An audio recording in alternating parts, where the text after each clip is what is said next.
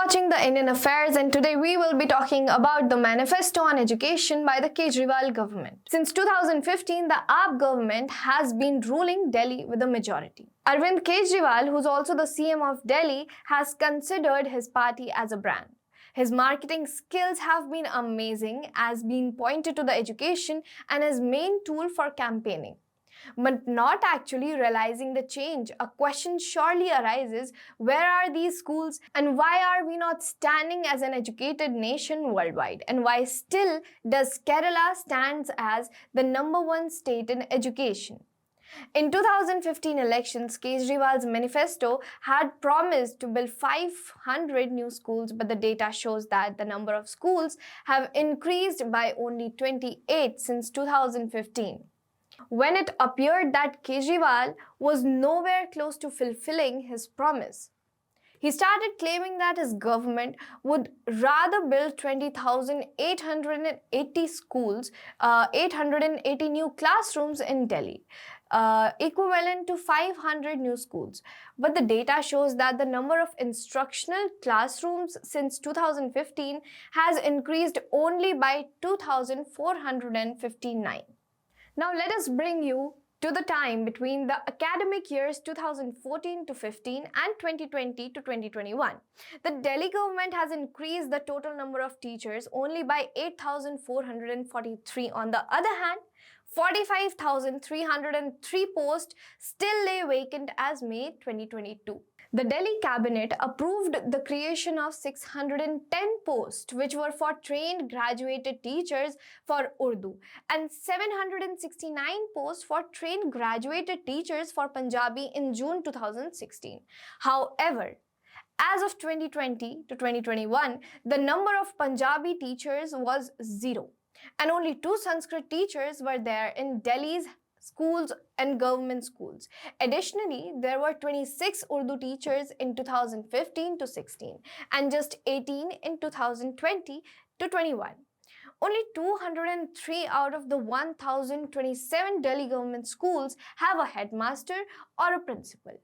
The Desh Bhakti curriculum initiated by the Delhi AAP government shows that whatever he is and whatever he has promised has nothing but tokenism to be burnish Shri Kejriwal's image of nationalistic politician, as it took a hit when he questioned surgical strike by the Indian armed forces across in Pakistan-occupied Kashmir.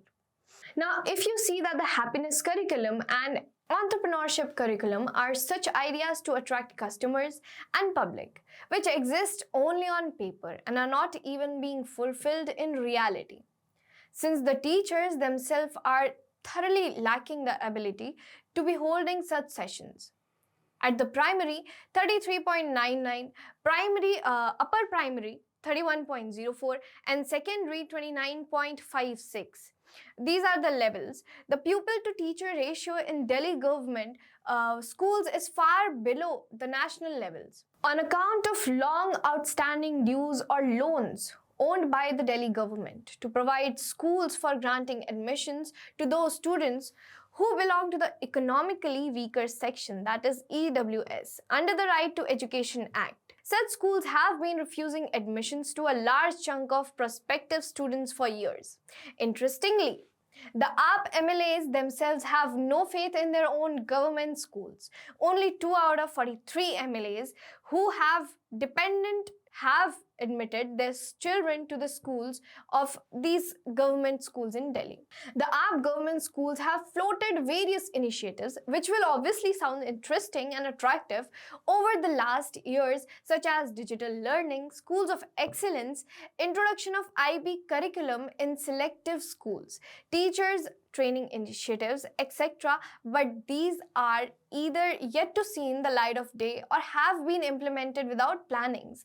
But these are being publicized as great achievements of the Kejriwal's education model. Now let's talk about the National Achievement Survey 2021, which also reveals that Delhi government schools are performing worse than the national average in learning outcomes in 5 major subjects: language, maths, EVS, science and social sciences, across grades class 3rd, 5th, 8th and 10th. While the Kejriwal government has been taking credits for the improved class 12th pass percentage in Delhi government schools, here is a bitter truth behind this.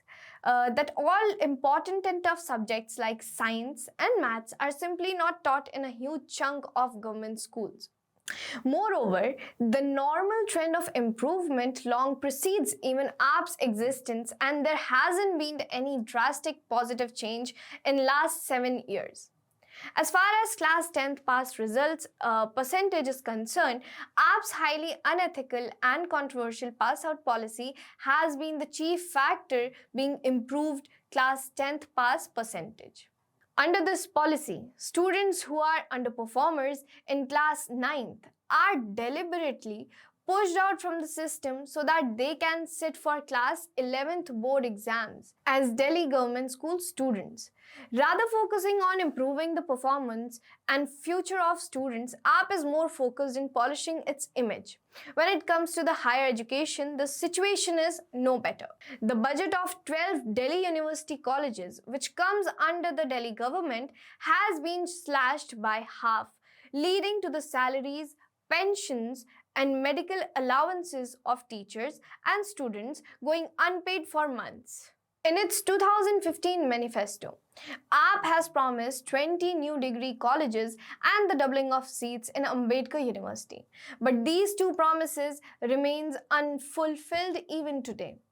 Being the enlightened citizen of India, it should be noted that the colleges which are run by the Delhi government have failed poorly. When it comes to the campus placement offers, this was the unsuccessful story of the present government of Kejriwal. So now you see that things don't actually seem like they are. This detailed report must have provided enough information to the self-proclaimed best education providing government. We'll be bringing more such information about this matter, and as you know that we have been giving our exclusive news to this channel. If you like the content, do like the video, share the video and subscribe to the YouTube channel, The Indian Affairs for India Matters. Thank you.